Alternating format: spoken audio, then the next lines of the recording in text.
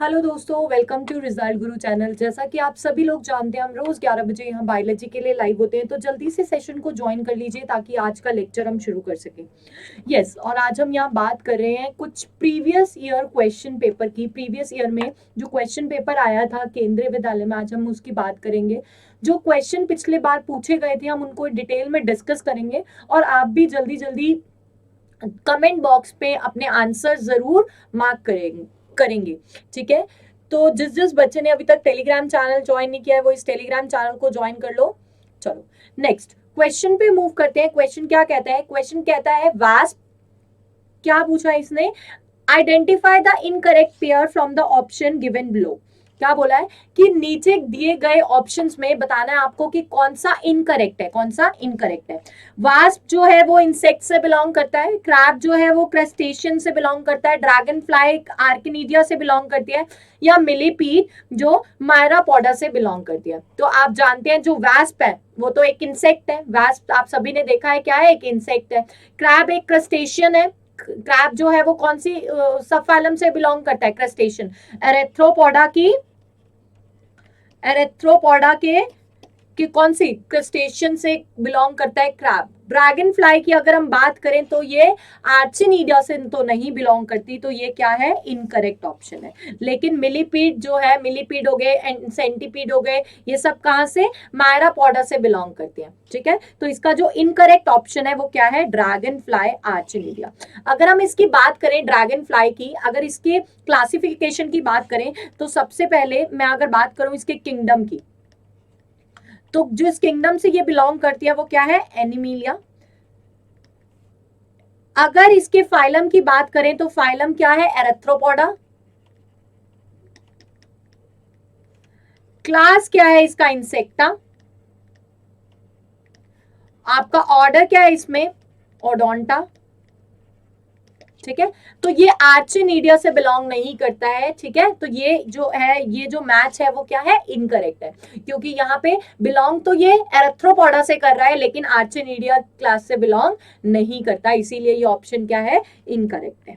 चलें आगे। चलो नेक्स्ट, एपिन्यूरियम क्या है? Is lining of central canal of spinal cord, outermost covering of nerve, outermost covering of axon, lining of presynaptic membrane. आपसे पूछा है epineurium जो होती है, एपिन्यूरियम क्या है? क्या वो लाइनिंग है एक सेंट्रल, जो सेंट्रल स्पाइनल कॉर्ड है, जहां से स्पाइनल कॉर्ड निकलती है उसके आसपास एक लाइनिंग है, या ये आउटर मोस्ट कवरिंग है किसकी? नर्व्स की।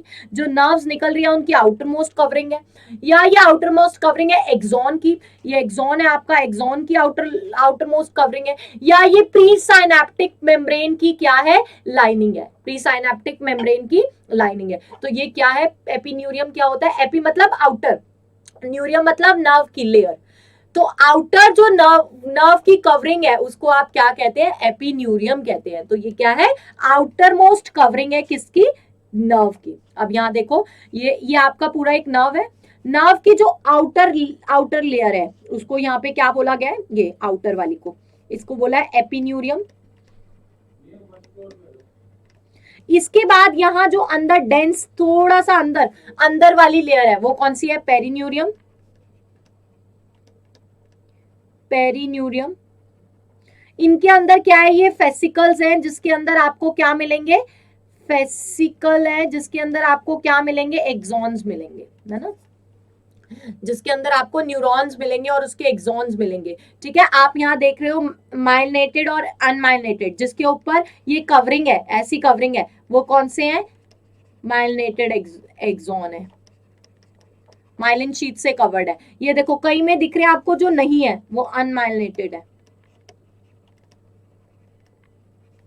एक्सॉन है। ठीक है, तो क्या है ये? एपिन्यूरियम क्या है? ये आउटर मोस्ट कवरिंग है किसकी? नर्व की। तो नर्व की outer most covering of nerve is epineurium. AP मतलब बाहर, न्यूरियम मतलब न्यूरॉन की कवरिंग है। ठीक है, ऐसे बायोलॉजी में हमेशा किसी भी टर्म को डिवाइड करके सोचा करो कि वो क्या कहना चाह रहा है। ठीक है, हर वर्ड का मतलब उसके टर्म में छुपा होता है, लेकिन आपको उस टर्म को क्या करना होता है? डिसइंटीग्रेट करके सोचना होता है। ठीक है, क्लियर है? चलो नेक्स्ट क्वेश्चन पे चलते हैं। नेक्स्ट क्वेश्चन कहता है identify the incorrect pair of body part and muscle type from which the given below. आपको ऑप्शन दे रखे हैं, ब्लड वेसल्स कार्डियक मसल से बनी होती है, स्किन स्मूथ मसल से, आईलेट स्केलेटल मसल से, राइट एट्रियम कार्डियक मसल से। तो आप जानते हैं कार्डियक मसल्स कौन सी होती है, कार्डियक मसल्स वो मसल्स होती हैं जो कहां पे पाई जाती है, हार्ट में पाई जाती है। स्केलेटल मसल्स कौन सी होती है, जो जिसमें आपके बोन्स और टेंडेंस लिगामेंट्स पाई जाती हैं, वो स्केलेटल मसल्स है आपकी। स्मूथ मसल्स कौन सी होती हैं, कार्डियक स्मूथ मसल्स कौन सी होती हैं, जो आपके इनवॉलेंट्री इन एक्शन होती है, वॉलेंट्री इन एक्शन नहीं होती है ना, वॉलेंट्री इन एक्शन नहीं होती है, इनवॉलेंट्री होती है। और कार्डियक कौन सी होती है, जो हार्ट के। लेकिन आपको पता है स्किन में स्मूथ मसल्स होती हैं, ये भी सही है। आईलेट स्केलेटल मसल पाई जाती है, राइट एट्रियम में कार्डियक मसल्स पाई जाती हैं, हार्ट मसल्स पाई जाती हैं, क्योंकि किसका पार्ट है, हार्ट का पार्ट है। लेकिन ब्लड वेसल्स के अंदर आपकी कार्डियक मसल्स नहीं पाई जाती है ना। कौन सी मसल्स पाई जाती हैं, यहाँ पे स्मूथ मसल्स होती हैं, स्मूथ मसल्स होती हैं जो कॉन्ट्रैक्शन रिलैक्सेशन करती हैं, है ना। तो ये देखो यहाँ पे आर्टरी का आपको वो दे रखा है, ब्लड वेसल्स का वो दे रखा है। इसकी जो लेयर होती है, जो आपकी आर्टरी की लेयर है, वो 3 लेयर्स होती हैं। सबसे बाहर वाली जो आपकी सबसे इंटर वाली, ट्यूनिका इंटिमा, ये कौन सी है, एंडोथीलियम, जिससे क्या लाइन होता है, vessels, lumen of all vessels इससे लाइंड होते हैं। अब ये राउंड है, राउंड में जो इनर वाला पार्ट है, इसके अंदर क्या है, ल्यूमन है। ल्यूमन के ये जो बाहर वाला पोर्शन है, ये जो लाइनिंग है, इसको एंडोथीलियम कह रहे हैं, और इसको क्या कह रहे हैं, ट्यूनिका इंटिमा कह रहे हैं। ठीक है, ये क्या कंटेन करता है, ल्यूमन ऑफ ऑल वेसल्स। ठीक है, उसके बाद आपकी ये सेकेंड वाली जो है, इसको हम कहते हैं ट्यूनिका मीडिया। ये किसकी बनी होती है, ये आपकी स्मूथ मसल्स की बनी होती है। किसकी बनी होती है, स्मूथ मसल्स की, क्योंकि इसमें क्या प्रेजेंट होते हैं, इलास्टिक फाइबर्स प्रेजेंट होते हैं, इलास्टिक फाइबर्स प्रेजेंट होते हैं। और जो बाहर वाली होती है, ये ट्यूनिका एडवेंशिया, बाहर आउटर मोस्ट लेयर, तो ये कोलेजन फाइबर्स की बनी होती है। ठीक है, तो ब्लड वेसल्स आपकी किसकी बनी होती है, स्मूथ मसल्स की बनी होती है, कार्डियक मसल्स की नहीं बनी होती। यहाँ पे आपसे यही पूछा गया था कि करेक्ट ऑप्शन मैच करके बताओ। ठीक है, चलो next, Which of the following products cannot be obtained by biotechnological process? इसमें से कौन सा एक प्रोडक्ट हमें किससे नहीं मिलता, टेक्नोलॉजिकल प्रोसेस से नहीं मिलता, जिसमें हम बायोटेक का यूज करके, मतलब अपने डिजायर्ड डीएनए को निकाल के किसी में इनकलकेट करा के क्या बनाते हैं, उसका प्रोडक्शन करते हैं, वो हमें यहाँ पे नहीं मिलता। वो कौन सा है, तो बियर इंसुलिन एंटीबॉडीज। आपको पता है जो बियर है, बियर को फर्मेंटेशन कराने के लिए आपको किसकी जरूरत होती है, यीस्ट की जरूरत होती है। और यीस्ट में से आप क्या निकालते हो, कुछ एंजाइम, जाइमेज निकालते हो। तो यहाँ पे आपको उस एंजाइम को बनाने के लिए किसकी जरूरत पड़ेगी, इस बायोटेक्नोलॉजी की जरूरत पड़ेगी, है ना। किसी डिजायर्ड कैरेक्टर को बनाने के लिए, डिजायर्ड जीन को आपको प्रोड्यूस करने के लिए किसकी जरूरत पड़ती है, बायोटेक्नोलॉजी की जरूरत पड़ती है। तो आपने देखा ये बियर में भी आपको जाइमेस चाहिए, एंजाइम चाहिए। ठीक है, यहाँ इंसुलिन में भी आपको डिजायर्ड जो जीन इंसुलिन बनाता है उसकी जरूरत है। तो आप किसी से निकालोगे और किसी में इनकलकेट करोगे, तभी आप इंसुलिन को प्रोड्यूस कर सकते हो। एंटीबॉडीज बनाने के लिए भी आपको क्या चाहिए, उसके डिजायर्ड जीन चाहिए जो एंटीबॉडीज बनाती है। लेकिन हाइब्रिड सीड बनाने के लिए आपको क्या नहीं चाहिए, आपको क्या नहीं चाहिए, कोई ऐसी टेक्नोलॉजी नहीं चाहिए जिससे आप ये प्रोसेस करा सको। यहाँ पे आप क्रॉस पॉलिनेशन करा के भी क्या करा सकते हो। अगर आपको किसी के अंदर एक टमाटो का प्लांट है, उसके अंदर कोई जीन है, उसका क्रॉस कराओ अगर आप किससे, नॉर्मल वाले से, तो आपको जो हाइब्रिड सीड मिलता है, हाइब्रिड सीड मिलता है, वो किसके दौरान मिल जाता है, टोमेटो ट्री को। हाइब्रिड सी आपका क्रॉस पॉलिनेशन से भी आपको मिल सकता है। ठीक है, तो हाइब्रिड सीड्स के लिए आपको किसी बायोटेक्नोलॉजिकल प्रोसेस की जरूरत नहीं पड़ती। ठीक है, इतनी बात क्लियर है। चले आगे, चलो नेक्स्ट।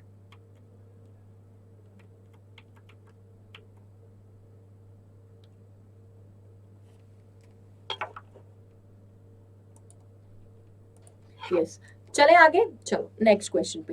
तो यहां देख रहे हो आप कि आपको क्या मिला है, एक आपने एक फीमेल प्लांट लिया, एक मेल प्लांट लिया, मेल प्लांट में से पॉलन फीमेल प्लांट्स में, मेल प्लांट के जो पॉलन्स थे वो फीमेल प्लांट्स में ट्रांसफर कर दिए, क्रॉस पॉलिनेशन करा दिया, और जो सीड मिला वो आपको कैसा मिला, हाइब्रिड सीड मिला। कैसा सीड मिला, हाइब्रिड सीड मिला।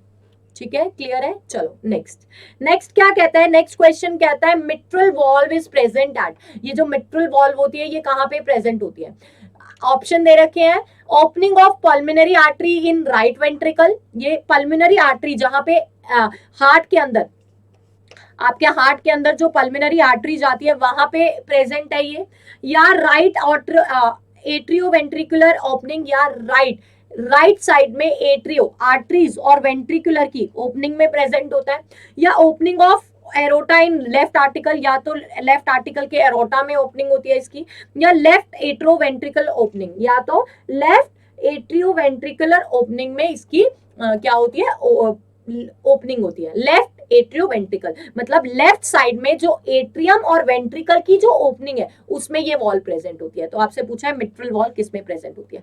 आप जानते हैं जो हार्ट में हमारी दो तरह की वॉल्स होती हैं, एक होती है ट्राइकप्सिड वॉल और एक होती है मिट्रल वॉल। मैंने आपको क्लासेस में भी समझाया है एक ट्रिक याद करने का कि इसको याद कर लो रैट से, मतलब राइट एट्रियोवेंट्रिकल वाला जो होगा वो कौन सा होगा, ट्राइकप्सिड होगा, और जो लेफ्ट एट्रोवेंट्रिकल वाला होगा वो कौन सा होगा, मिट्रल वॉल होगा, रैट और लैम।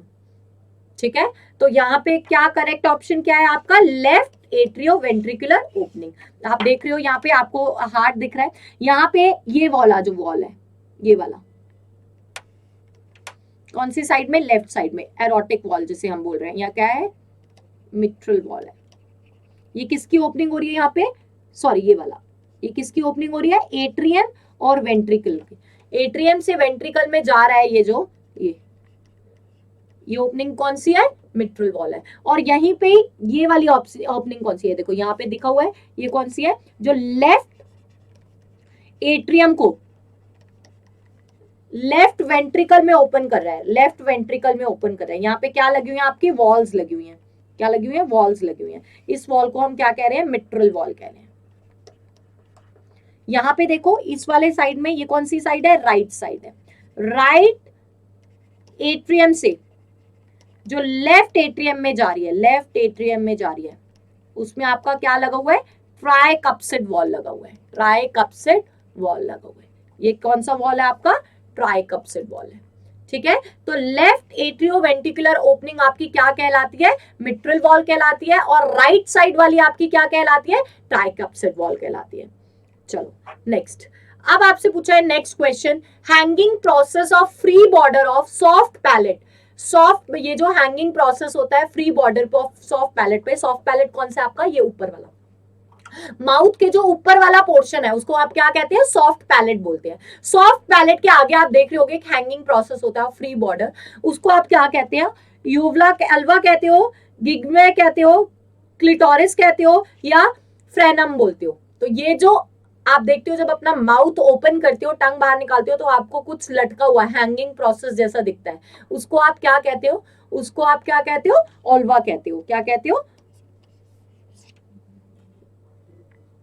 उल्वा कहते हो। ठीक है, ये देखो आपको, अगर आप देख रहे हो यहाँ पे एनाटॉमी ऑफ इसमें ये जो गम्स, जो टीथ के ऊपर वाला पोर्शन है वो क्या है आपका, गम्स वाला पोर्शन है, इसको क्या कहते हैं, गिंगवा कहते हैं। यहाँ anatomy of oral cavity, oral cavity की एनाटॉमी से आपको एक ना एक क्वेश्चन जरूर मिलेगा। ठीक है, उसके बाद आपके उस गम में क्या एम्बेडेड है, उसके बाद आप में गम में टीथ एम्बेडेड है, और आपके टीथ कैसे होते हैं, या तो थेकोडोंट होंगे, एम्बेडेड होंगे किसमें, उसमें गम्स में थीकोडोंट होंगे, डाइफोडोंट होंगे, मतलब डाइफोडोंट होंगे दो बार, क्या होंगे, ईयर में आपके दो बार ये दांत आपको निकलते हैं, एक होते हैं परमानेंट और एक होते हैं मिल्क टीथ। ठीक है, नेक्स्ट अगर हम बात करें तो ये आगे वाला पोर्शन जो है, ये आगे वाला, ये आपका कौन सा वाला पोर्शन है, हार्ड पैलेट, हार्ड पैलेट। जबकि ये जो आगे वाला पोर्शन है इसको कहते हैं सॉफ्ट पैलेट, सॉफ्ट पैलेट। इसमें एक हैंगिंग प्रोसेस होता है जिसको हम कहते हैं उल्वा।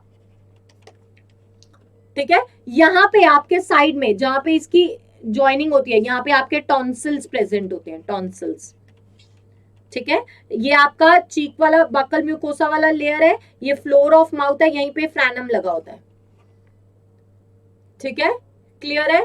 तो ओरल कैविटी से एक ना एक क्वेश्चन आपको जरूर मिलता है हर एक एग्जाम में। अगर आप कोई पीजीटी का एग्जाम दे रहे हो तो एनाटमी में या तो आपको ओरल कैविटी से एक क्वेश्चन मिलता है या आपकी एलिमेंट्री कैनाल की एनाटमी से एक क्वेश्चन मिलता है। तो यहां से एक ना एक क्वेश्चन आता है, मतलब डाइजेस्टिव सिस्टम की एनाटमी आपको पढ़ता होनी चाहिए, क्योंकि यहां से कोई क्वेश्चन आता है, या एलिमेंट्री कैनाल से आएगा या आपका ओरल कैविटी से आएगा या स्टमक और इंटेस्टाइन की एनाटमी से भी पूछ लेते हैं कभी कभी। ठीक है, चलो नेक्स्ट क्वेश्चन पे चलो। Which of the following enzyme is common in the process of DNA replication as well as DNA transcription. इसमें पूछा है इसमें से कौन सा एंजाइम कॉमन है, किसके लिए, दोनों के लिए, जो डीएनए रेप्लिकेट भी करेगा और आरएनए का ट्रांसक्रिप्शन भी करेगा। मतलब डीएनए में क्या, डीएनए में एक स्ट्रैंड कॉपी ऑफ स्ट्रैंड क्या बनाएगा, बनाने में भी हेल्प करेगा और आरएनए का ट्रांसक्रिप्शन भी करेगा, उसको प्रोटीन का सिंथेसिस भी करेगा। तो कौन सा एंजाइम है, गायरेज, टोपोआइसोमरेज, आरएनए पॉलीमरेज या डीएनए पॉलीमरेज। तो वो एंजाइम जो दोनों में कॉमन होते हैं वो कौन से होते हैं, आरएनए पॉलीमरेज। आरएनए, अब यहां देखना, आरएनए पॉलीमरेज यहाँ पे दे रखा है। आरएनए पॉलीमरेज क्या करता है, ये डीएनए की एक टेम्पलेट को यूज करके, डीएनए का एक टेम्पलेट को यूज करके एमआरएनए का फॉर्मेशन करता है, एमआरएनए का फॉर्मेशन करता है। ये क्या करता है, ये न्यूक्लियोटाइड को ऐड करता है, न्यूक्लियोटाइड ऐड करता है, एमआरएनए का फंक्शन है। ठीक है, आरएनए पॉलीमरेज किस में यूज होता है, ट्रांसक्रिप्शन में भी यूज होता है और डीएनए रेप्लिकेशन में भी यूज होता है।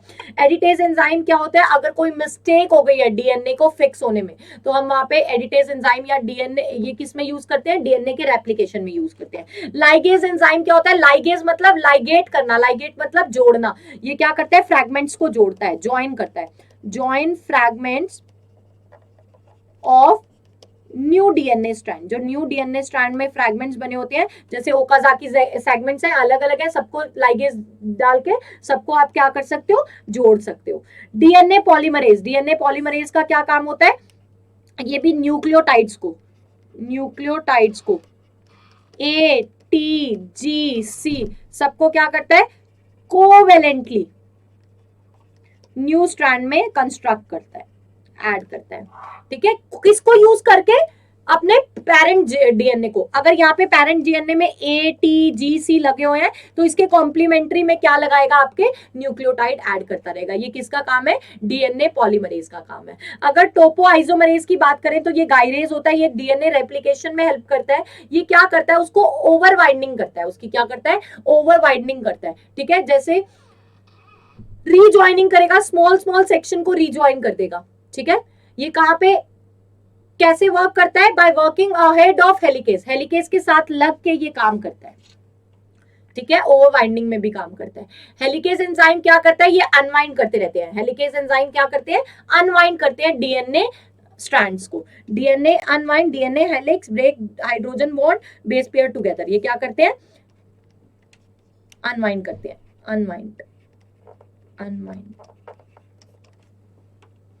ठीक है, तो ये कुछ एंजाइम है जो किसमें यूज हो रहे हैं, आपके डीएनए के रेप्लिकेशन में और आरएनए के ट्रांसक्रिप्शन में। तो आरएनए पॉलीमरेज वो एंजाइम है जो क्या ऐड करेगा, फ्री फ्लोटिंग न्यूक्लियोटाइड्स ऐड करते हैं, फ्री फ्लोटिंग न्यूक्लियोटाइड्स ऐड करते हैं। और आपको पता है डीएनए रेप्लिकेशन में भी हमें एक न्यू स्ट्रैंड बनाना होता है, और वो न्यू स्ट्रैंड कैसे बनेगा, जब तक उसमें यहाँ पे आपके न्यूक्लियोटाइड ऐड नहीं होंगे तो नहीं बनेगा। आरएनए ट्रांसक्रिप्शन के लिए भी आपको बनाना पड़ता है, ट्रांसक्रिप्शन में भी आपको बनाना पड़ता है स्ट्रैंड, तो उसके लिए भी आपको न्यूक्लियोटाइड्स वहां पे क्या करनी पड़ती है, ऐड करनी पड़ती है। ठीक है, क्लियर है। चलो नेक्स्ट क्वेश्चन पे। नेक्स्ट क्वेश्चन कहता है, identify the tissue from the following option that is not found in vascular bundle of plants. Vascular bundle of plants में से इसमें से क्या नहीं पाया जाता। तो आपको ऑप्शन दे रखे हैं, फाइबर, सीव ट्यूब, पैरेन्काइमा या एपिडर्मिस। क्या नहीं पाया जाता, not found in vascular bundles of plants. Vascular bundle of plants में इनमें से क्या नहीं पाया जाता।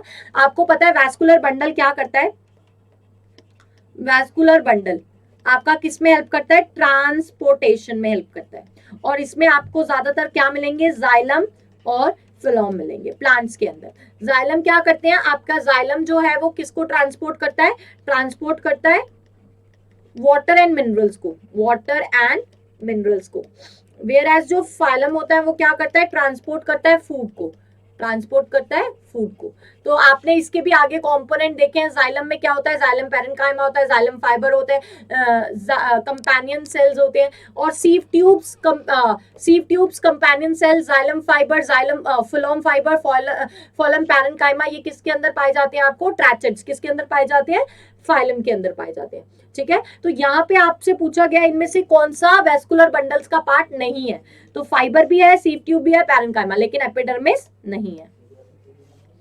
एपिडर्मिस आपका क्या है, बाहर वाला, ये देखो मोनोकोटिलेडोनस में आपको दिखा रखे हैं, यहाँ देखो ये आपका वेस्कुलर बंडल्स है, यहाँ पे आपका क्या प्रेजेंट है, जाइलम प्रेजेंट है और फिलॉम प्रेजेंट है। अगर हम इसकी बात करें तो ये जो आउटर वाली कवरिंग है इसको हम क्या बोलते हैं, एपिडर्मिस बोलते हैं। ये आपका पित्त है, पित्त में क्या होता है, पैरेन्काइमा होता है, पित्त, पैरेन्काइमा। ये वाला जो इन बिटवीन पार्ट है जो भरा हुआ है वो क्या है, कॉर्टेक्स है। और यहाँ पे ये जो कैम्बियम के साथ जो लगे हुए हैं वो क्या है, वैस्कुलर बंडल है, वैस्कुलर बंडल। इसमें आपका क्या आता है, जाइलम आता है और फिलोम आता है।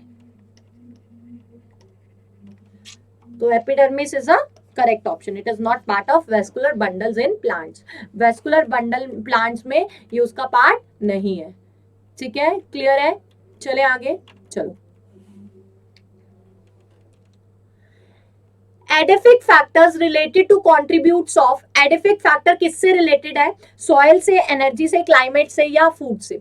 जब हम क्या पढ़ते हैं, जब हम इकोलॉजी पढ़ते हैं, एनवायरनमेंट की स्टडी पढ़ते हैं, उसमें जो एडाफिक फैक्टर होते हैं वो किससे रिलेटेड होते हैं, तो एडाफिक फैक्टर मतलब होता है आपका कैसा कॉन्ट्रीब्यूशन है सॉइल का, सॉइल क्या इंपॉर्टेंट रोल प्ले कर रहा है, उसका क्या पीएच है, उसका क्या टेम्परेचर है, क्या उसका कॉम्पोजिशन है, सॉइल कैसी है, वो सब क्या है, वो किस में आता है, एडिफिक फैक्टर में आता है। तो एडिफिक फैक्टर क्या कंट्रीब्यूट करता है, कॉन्ट्रीब्यूट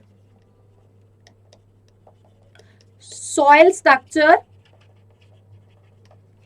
सॉइल पीएच, ठीक है, ये कंट्रीब्यूट करता है। ये देखो इकोलॉजिकल फैक्टर्स के अंदर आपके दो तरह के फैक्टर्स होते हैं, कौन कौन से, एक बायोटिक फैक्टर और अबायोटिक फैक्टर। बायोटिक फैक्टर वो जो जिसमें लाइफ होती है, बायोटिक फैक्टर्स कौन से, वो जिसमें लाइफ है। अबायोटिक फैक्टर वो जिसमें लाइफ नहीं है, नॉन लिविंग है वो। ये कैसे इंपैक्ट डाल रहे हैं आपकी इकोलॉजी के अंदर, तो इसमें दो तरह के वो होते हैं, एक होता है इडाफिक और एक होता है क्लाइमेट। या तो क्लाइमेट इंपैक्ट डाल रहा होगा आपकी उसके ऊपर, एटमॉस्फेयर के ऊपर, या एडिफिक फैक्टर्स। एडिफिक फैक्टर में आपका सॉइल का टाइप आ जाता है कि सॉइल कैसी है, उसका स्ट्रक्चर आ जाता है, सॉइल की सैलिनिटी आ जाती है, उसका पीएच आ जाता है, उसका मॉइस्चर आ जाता है, और क्या कंटेन करता है, क्या कॉम्पोजिशन है, जिसमें नाइट्रोजन कंटेंट कैसा है, मेटल्स का कंटेंट कैसा है। तो ये सब किसका फैक्टर है, एडाफिक फैक्टर है, जिसमें हम सॉइल की बात करते हैं। क्लाइमेट फैक्टर में हम टेम्परेचर बताते हैं कि टेम्परेचर कितना है, वेदर कैसा है, सनलाइट कैसी है, एटमॉस्फेरिक प्रेशर कैसा है, ह्यूमिडिटी कैसी है एयर के अंदर, रेडिएशंस कैसी है, कौन सी सनलाइट एब्जॉर्प्शन हो रही है या नहीं हो रही है, कैसे पड़ रही है किसी प्लांट के ऊपर, या केमिकल कॉम्पोजिशन ऑफ वाटर, क्या कॉम्पोजिशन है आपका एटमॉस्फेयर का, क्या कॉम्पोजिशन है, रेन एसिडिक तो नहीं है, ज्यादा एसिड तो नहीं है, या वाटर का कॉम्पोजिशन कैसा है। ये सब फैक्टर्स किसके अंदर आते हैं, क्लाइमेट फैक्टर्स के अंदर आते हैं। जबकि जो बायोटिक फैक्टर्स होते हैं वो कॉम्पिटिशन, पैरासिटिज्म, प्रीडेशन, सिम्बायोसिस, कि कैसे रह रहे हैं, mutual understanding, mutual symbiosis show कर रहे हैं, मतलब म्यूचुअल एसोसिएशन के साथ रह रहे हैं, जैसे लाइकेन रहता है, या प्रीडिएशन है, किसी का प्रीडिएटर है, किसी को खा रहे हैं, या पैरासाइट्स है, ठीक है, कि दूसरे होस्ट के ऊपर रह रहे हैं, या कंपटीशन में रह रहे हैं। ठीक है, तो ऐसे फैक्टर्स जो किस पे इफेक्ट करते हैं, इकोलॉजी पे इफेक्ट करते हैं, दो तरह के होते हैं, एक अबायोटिक फैक्टर होता है, एक बायोटिक फैक्टर होता है। अबायोटिक फैक्टर में आपका एडिफिक आता है और क्लाइमेट आता है, और बायोटिक फैक्टर में आपकी लाइफ से रिलेटेड जितने, जिसमें हम फूड चेन, फूड वेब, उन सब के बारे में डिस्कस करते हैं। तो इसका आंसर क्या है, correct, soil. Now next, which of the following phenomena would contribute to decline in population? इसमें से कौन सा फिनोमेना किसके लिए contribute करता है, decline in population, population में decline आ जाए, low mortality, mortality लो हो जाएगी तो क्या हो जाएगा, decline हो जाएगी population, high natality, अगर natality होती है birth rate और mortality होती है death rate। अगर डेथ रेट कम है तो पॉपुलेशन क्या होगी, बढ़ेगी, तो ये भी गलत है। हाई नेटेलिटी, अगर बर्थ ज्यादा हो रहा है, बर्थ रेट बढ़ रहा है, तो पॉपुलेशन भी बढ़ेगी। High natality and low mortality, अगर नेटेलिटी हाई है, बर्थ रेट ज्यादा है और मोर्टेलिटी लो है, डेथ रेट कम है, तो भी पॉपुलेशन क्या करेगी, इंक्रीज करेगी, डिक्लाइन तो करेगी नहीं। Low natality and high mortality, high mortality में जब डेथ रेट ज्यादा होगा और बर्थ रेट कम होगा तो पॉपुलेशन क्या करेगी, डिक्लाइन करेगी। ठीक है, जैसा कि आप यहाँ देख रहे हो ये पॉपुलेशन साइज है। अगर पॉपुलेशन साइज कब डिक्रीज होता है, जब इमिग्रेशन होता है, मतलब कोई चला जाता है। ठीक है, इमिग्रेशन एग्जिट कर जाता है, इम मतलब एग्जिट कर गया, या इम मतलब इमिग्रेशन मतलब एंटर हुआ है, अंदर आया है, तो पॉपुलेशन साइज क्या करेगा, बढ़ेगा। नेटेलिटी अगर इंक्रीज करोगे तो पॉपुलेशन साइज बढ़ेगा, मोर्टेलिटी अगर डिक्रीज करोगे तो पॉपुलेशन रेट कम होगा। ठीक है, ये 4 फैक्टर्स हैं जो क्या करते हैं, पॉपुलेशन पे इंपैक्ट डालते हैं। कौन कौन से, फर्स्ट इमिग्रेशन मतलब एग्जिट करना है ना। थर्ड नेटेलिटी मतलब आपका बर्थ रेट, ये भी क्या करेगा, पॉपुलेशन अगर इन दोनों में, अगर ये दोनों बर्थ रेट। ठीक है, थर्ड इमिग्रेशन, ये वाला इमिग्रेशन मतलब एंटर होना किसी सोसाइटी के अंदर, अगर ये दोनों इंक्रीज करेंगे तो पॉपुलेशन रेट इंक्रीज करेगा, है ना। अगर हम मोर्टेलिटी की बात करें, मोर्टेलिटी क्या करती है, अगर ये बढ़ेगी तो पॉपुलेशन क्या होगा, डिक्रीज करेगा। ठीक है, ये क्या है, डेथ रेट है। तो लो नेटेलिटी और हाई मोर्टेलिटी क्या करते हैं, डिक्लाइन करते हैं, किसमें, पॉपुलेशन में।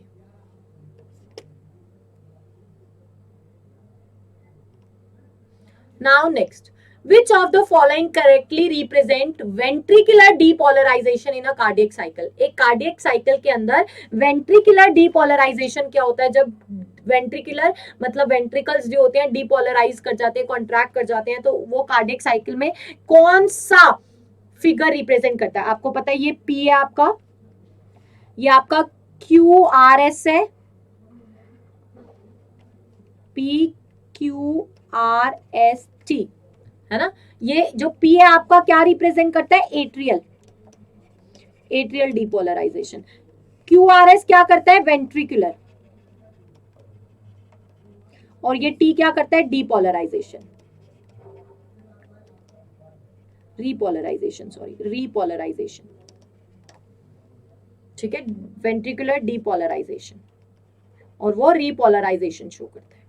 ठीक है, तो आपका क्यू आर एस जो होता है वो वेंट्रिकुलर डीपोलराइजेशन करता है। ये देखो, ये सबसे पहले यहाँ एट्रिया, अभी एट्रिया में ब्लड आ गया सारा, कहाँ आ गया ब्लड, एट्रिया में आ गया। यहाँ पे क्या हो रहा है, एट्रिया कॉन्ट्रैक्ट कर रहा है, खुल रहा है ना, एट्रियल रीपोलराइज, यहाँ पे क्या हो रहा है, डीपोलराइजेशन हो रहा है। फिर इसके बाद कहाँ आ गया, सारा का सारा ब्लड वेंट्रिकुलर में आ गया। यहाँ पे आप वेंट्रिकुलर डीपोलराइज करेगा, धक्का मारेगा ब्लड को, ब्लड सारा एट्रीज में चला जाएगा। यहाँ पे दोनों, जब सारा ब्लड बाहर निकल गया तो यहाँ पे दोनों क्या हो गए, अब दोनों रिलैक्स्ड हो गए, रीपोलराइजेशन हो गया। किस कौन से फेज में, टी वाले में। ठीक है, वेंट्रिकुलर रीपोलराइजेशन हो गया। तो क्यूआरएस कॉम्प्लेक्स क्या शो करता है, वेंट्रिकुलर डीपोलराइजेशन।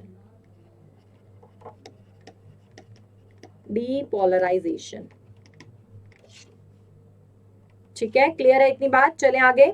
चलो next, which of the following is non invasive prenatal test to diagnose fetal disorder. इसमें क्या पूछा है, क्वेश्चन पूछा है विच ऑफ द फॉलोइंग, इनमें से कौन सा नॉन इन्वेसिव प्रीनेटल टेस्ट है। नॉन इन्वेसिव मतलब जो या तो कोई स्किन निकाल के या किसको इंपैक्ट डाल के, उसमें इंपैक्ट डाल के, किसमें, फीटल में इंपैक्ट डाल के,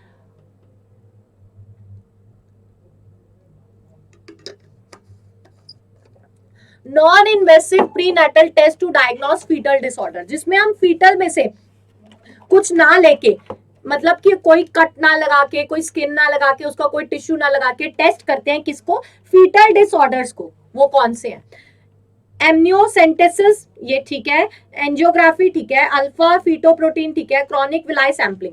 अब आपको पता है जो एम्यूनोसेंटेसिस होता है उसमें हम क्या करते हैं, जो लेयर होती है उसको निकाल के टेस्ट करते हैं कि बच्चे में कोई क्या नहीं है, फीटल में कोई डिसऑर्डर तो नहीं है, जैसे जेनेटिक डिसऑर्डर तो नहीं है, डाउन सिंड्रोम तो नहीं है। एंजियोग्राफी में आप क्या करते हैं, एक्सरे करते हैं, किसके, ब्लड वेसल्स के एक्सरे करते हैं। क्रॉनिक विलाय सैम्पलिंग में, इसमें भी क्रॉनियन लेयर में से क्या लेते हैं आप, उसकी सैम्पलिंग करते हैं और फिर आइडेंटिफाई करते हैं। लेकिन अल्फा फीटोप्रोटीन टेस्ट में, इसमें आप क्या करते हैं, ये भी हम क्या, इससे हम डिटेक्ट कर सकते हैं, किसको डिटेक्ट कर सकते हैं, डिसऑर्डर्स को।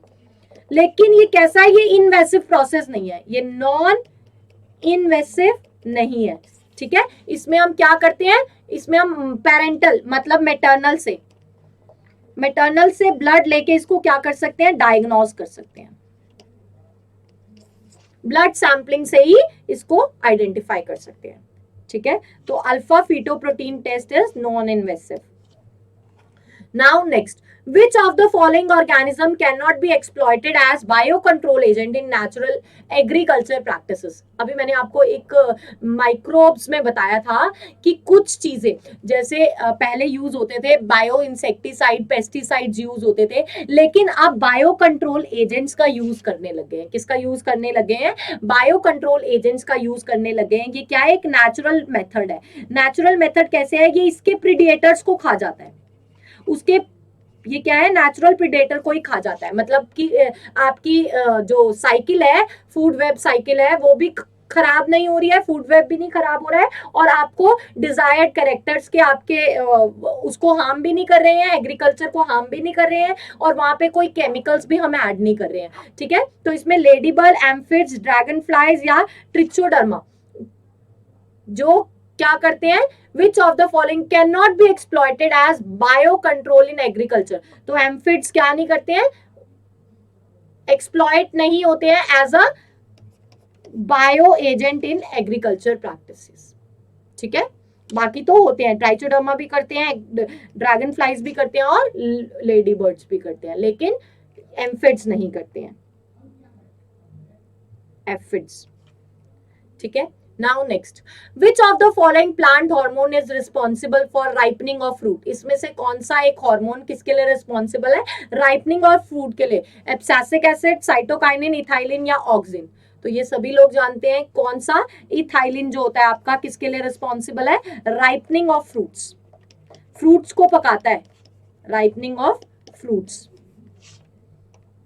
ये देखो एब्सिसिक एसिड क्या मेंटेन करता है, ये सीड डोरमेंसी को मेंटेन करता है, सीड डोरमेंसी, ठीक है। ऑक्सिन क्या करता है, इलोंगेशन करता है, ग्रोथ करता है, ठीक है। ये ब्रासिनोस्टेरॉइड्स ये क्या करते हैं, पॉलन ट्यूब का इलोंगेशन करते हैं, पॉलन ट्यूब का इलोंगेशन करते हैं। साइटोकाइनेंस ये क्या करते हैं, सेल डिवीजन प्रमोट करते हैं, सेल डिवीजन प्रमोट करते हैं। इथाइलिन फ्रूट राइपनिंग करता है, फ्रूट राइपनिंग करता है ना। गिबरलिंस क्या करते हैं, जर्मिनेशन, सीड जर्मिनेशन करते हैं। इनके इंपॉर्टेंट क्या है, ये फंक्शंस है, कुछ प्लांट हार्मोन्स हैं जिनकी टिपिकल एक्टिविटीज हैं, कुछ इंपॉर्टेंट फंक्शंस हैं, जैसे abscisic acid, auxins, brassinoids, brassinosteroids, cytokinins, ethylene और गिबरलिंस। तो इथाइलिन क्या करता है, फ्रूट राइपनिंग करता है। चलो next, in which of the following condition the rate of enzyme reaction make a plateau? क्या बनाता है ये, ऐसा rate of reaction, rate of reaction क्या बना रहा है, प्लेट्यू बना रहा है, ऐसे प्लेट्यू बना रहा है। तो वो क्या कब होता है, जब substrate at high substrate concentration, at low substrate concentration, at intermediate substrate concentration, at high level as at, हाँ अब ये जब प्लाटियो बना रहा है, यहाँ पे आपका कंसंट्रेशन क्या होगा, इसका कंसंट्रेशन क्या होगा, यहाँ प्लाटियो पे सबसे ज्यादा होगा, इसके बाद तो ये रेट गिरने लगता है, रेट क्या होने लगता है, गिरने। जब आपको पता है सबस्ट्रेट बहुत ज्यादा है, सबस्ट्रेट की कंसंट्रेशन बहुत ज्यादा है, बस यहीं तक, अब यहां आके सारे सबस्ट्रेट क्या हो गए, ऑक्यूपाई हो गए हैं, अब रेट ऑफ रिएक्शन क्या हो जाएगा आपका, गिरने लग जाएगा। तो जब सबस्ट्रेट का कंसंट्रेशन बहुत ज्यादा होता है, मैक्सिमम होता है, तो वो क्या बनाता है, एक प्लेट्यू बनाता है। ठीक है, इसके बाद ये गिरने लग जाएगा क्योंकि सारे के सारे सबस्ट्रेट आपके क्या हो गए, ऑक्यूपाइड हो गए। अब कोई है ही नहीं जिससे आके ये चिपक जाए एंजाइम। ठीक है, तो सारे के सारे सबस्ट्रेट ऑक्यूपाई कब होते हैं, जब कंसंट्रेशन सबस्ट्रेट की खत्म मतलब हाई होती है। इसके बाद अब और नहीं होगा, इसके बाद रेट ऑफ रिएक्शन भी आपका क्या हो जाता है, गिरने लगता है, और आपका ये जो सबस्ट्रेट का लेवल है, कंसंट्रेशन है, वो भी कम हो जाता है। ठीक है, तो हाई सबस्ट्रेट कंसंट्रेशन पे जो ये ग्राफ है वो क्या बनाता है, प्लेट्यू बनाता है। ठीक है, ऐसे प्लेट्यू, डोम शेप्ड। ये देखो यहाँ पे अभी यहाँ पे रेट ऑफ रिएक्शन बढ़ रहा है। क्यों क्यों बढ़ रहा है रेट ऑफ रिएक्शन, क्योंकि आपका सबस्ट्रेट कंसंट्रेशन क्या हो रहा है, क्योंकि बहुत सारी साइट्स है उसके पास क्या होने के लिए, फिल्ड होने के लिए। यहाँ पे आके सारी हाइट्स क्या हो गई, ऑक्यूपाइड हो गई। ये इसका क्या हो गया, मैक्सिमम हो गया। अब इसके बाद दोबारा से क्या हो जाएगा, गिरने लग जाएगा, या यहीं पे स्टेबल हो जाएगा, रुक जाएगा, ऐसे हो जाएगा। ठीक है, क्लियर है।